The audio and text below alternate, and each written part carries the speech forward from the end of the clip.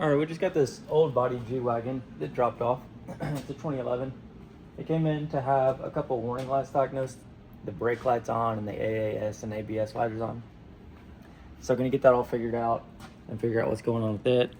But I was just gonna start with the general look over inspection like I do on any car and see if there's anything else up here worth addressing that may lead to finding whatever the cause is for these warning lights. I guess there was a wasp nest that grew on this at some point. I only say that because whenever I reached my hand in there to open it, I noticed there's another one there. So let me get this engine cover off, make sure everything's good with the engine. All right, so everything looks good for the most part under here. The only thing I could see maybe coming up is I saw how, this might be hard to capture, this drive belt on this pulley, you see how far pressed towards the outside it is, and there's substantially more gap there on the inside. You can see it too in the belt tensioner. It's riding like right on the edge of it. Whenever those, that's the belt tensioner pulley, by the way, that I'm aiming at. Whenever these belt tensioner, the pulley, whenever the spring inside there gets weak, it sags off center. So then it makes the belt right off center. And then the belt presses funny on all the other bearings. Like it's not centrally riding on everything. Of course, it's forced to ride in there because it's ribbed, obviously. Like on the back ones, you can see here, like whenever the ribs don't touch it, the extent of it. So that's not terrible. I'll probably price it out just so we can see it if he ever wants to address that in the future. And there's a bit of a power steering fluid leak coming from the back of the power steering fluid reservoir here. Just something to note, you can see how wet this hose is. And there's gonna be another plug-in for fluid deeper back in there. But it plugs into the firewall there. And you see it's dripping onto the steering gearbox. And the bottom of the frame there is wet. If I can get a focus all the way down there. That's where I originally noticed when I saw the frame was wet. I wanted to check this coolant too. There's no coolant light on. But look.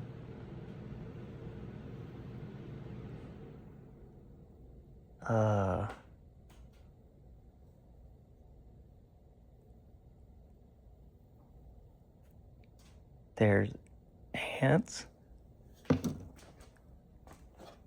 in it.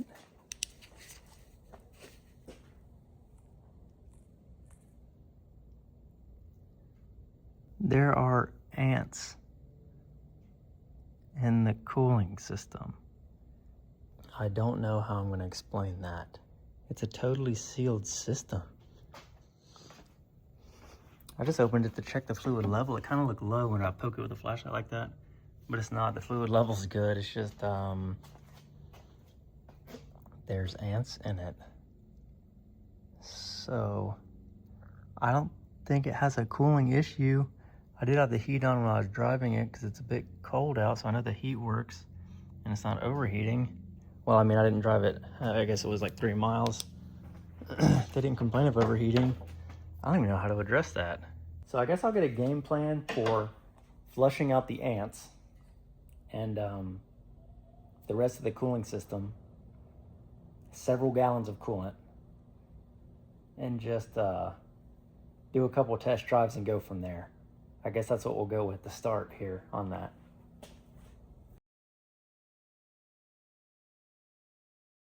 Just back here checking the tire pressures because that's where they put the sticker inside the gas door.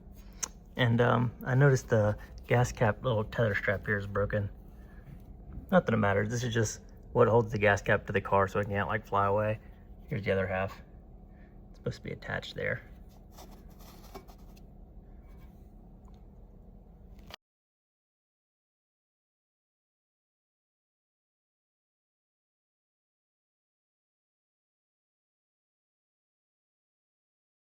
All right, just got to lift it up here. Let's see if there's anything under it that's worth addressing. Got the suspension, looks pretty good. These balls are nice and greased.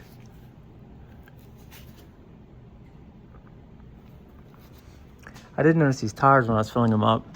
They're about to be 2019s. It's about to be 2026, so they're getting some age on them. You can see here like the dry rotting, if I can get a focus, on the inside of the tread and in the middle there. But they're getting pretty low tread anyways, so basically time for front tires. I expect the backs to be about the same condition.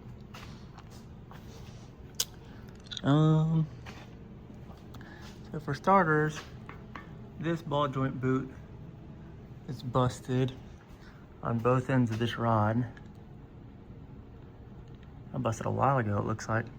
It's not even wet from the grease anymore. So all that grease must have leaked out a while ago. Let's see. This rear steering linkage is about the same. Yeah, these boots are both busted as well. Steering damper. Is that wet from it leaking? Yeah, I don't see anything on the back of the engine. Back of the cylinder head looks good. I don't see anything leaking up there. The motor mount damper isn't leaking at all. And nothing else. It must just be this. I'll just do all that in a package anyways. I would just include it all in one quote. Would be these two steering linkages and the steering damper with an alignment, of course. Let me see if I can get a sight on the bushings and this guy.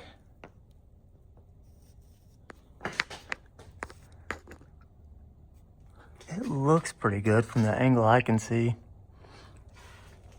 It's got wear on the rubber, but it's not like crumbling apart or anything. The shocks look good. They're not leaking oil or anything. I'll have to check these brakes with a little like inspection mirror, because I can't get in there and see like, you know, like the way the caliper and wheel's set up on this guy. There's not really a sight hole for them. And yeah, the back of the engine on this side looks good too. Looks like someone kept up with it because all the common leak points, nothing's leaking. The only fluid leak is that power steering. All right, so moving back. Transmission looks good too. Okay, on this side of the transmission, that all looks good. This still has a mechanical shifter linkage. It does have some play in it. You can hear, I can see that bushing starting to crack, that little blue bushing. That's what's gonna hold this rod that goes to the steering shaft in the car that you use to shift the transmission to this rod here that goes inside the transmission. You have that little blue bushing. There's one in the front there and the one in the back. That one looks pretty bad too. I can get a focus up there on that guy. But you would replace those in pairs anyways. The steering shifter rods. These fuel hoses, they're rubber, so it's not rust. That may be coating. They do heavily coat G-Wagons with like anti-rust prevention. At least here, like US cars, like you can see how much of it like drips out of the frame rails and stuff. So a lot of this stuff can be mistaken for leaks if you don't know what you're looking at. One thing that is obviously leaking, and you can see a pretty clear sling path all the way on the top of the transmission tunnel, on this carpeting and all that, is this little drive shaft. You can barely see the start of it, but it's this one here. Oh, in the front too, it's leaking pretty good. Almost looks like honey right there, about to drip off.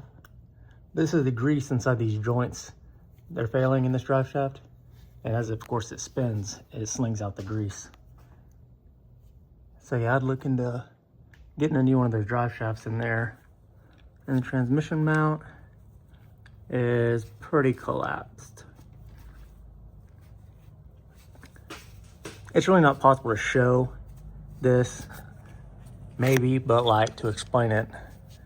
But basically it's supposed to be sitting a lot higher than that. Like it's basically like a floating rubber puck that the transmission bolts to.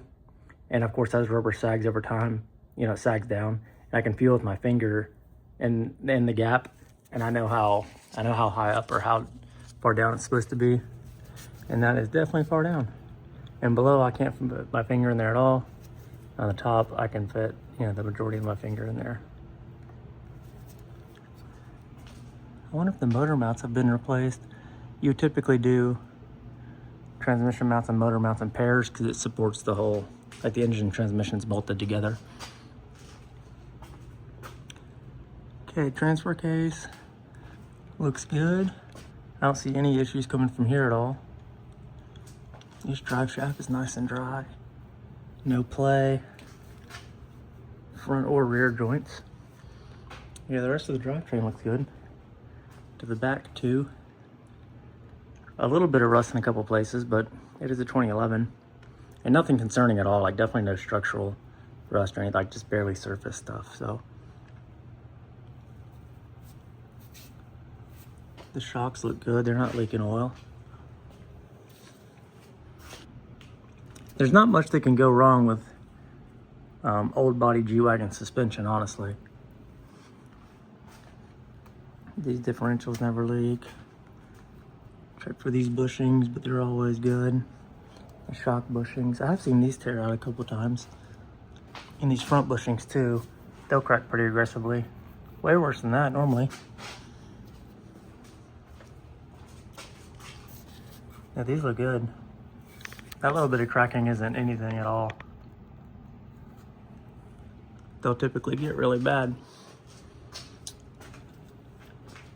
But no, I don't see much more at all. It's been pretty well taken care of. Yeah, so I'm just gonna note those couple little things I found. Make prices for them so we can see what those estimates look like if he ever wants to get any of this other stuff addressed. And yeah, these rear tires too are about the same.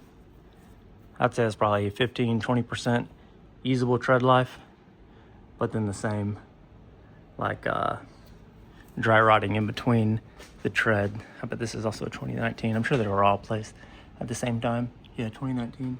And they're great tires. Michelin Premiers. Yeah, this one's the exact same too. See, this lasted a while. I'd probably put Michelin's right back on it too, and it'd last not long again.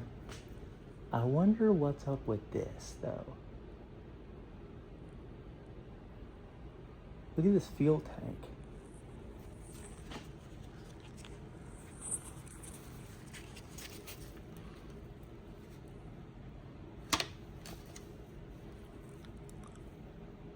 Huh.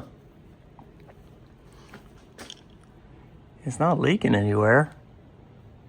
You don't smell, fuel vapors sink too, so you'd smell it from here if you were to smell it from anywhere.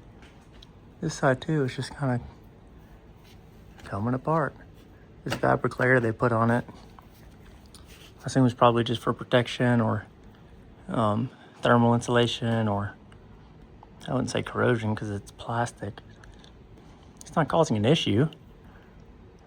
So I guess I'll note that and let them know. But unless it happens to be due for like a fuel filter or something like that, which is on the top of this fuel tank that you have to drop the fuel tank for, you know, it'd be worth replacing just because of that. But anyways, I'll get all this other stuff quoted out and then hook up the diagnostic computer, figure out what these lights are about, and then be able to get a total estimate put together for everything. Okay, one last thing to add here.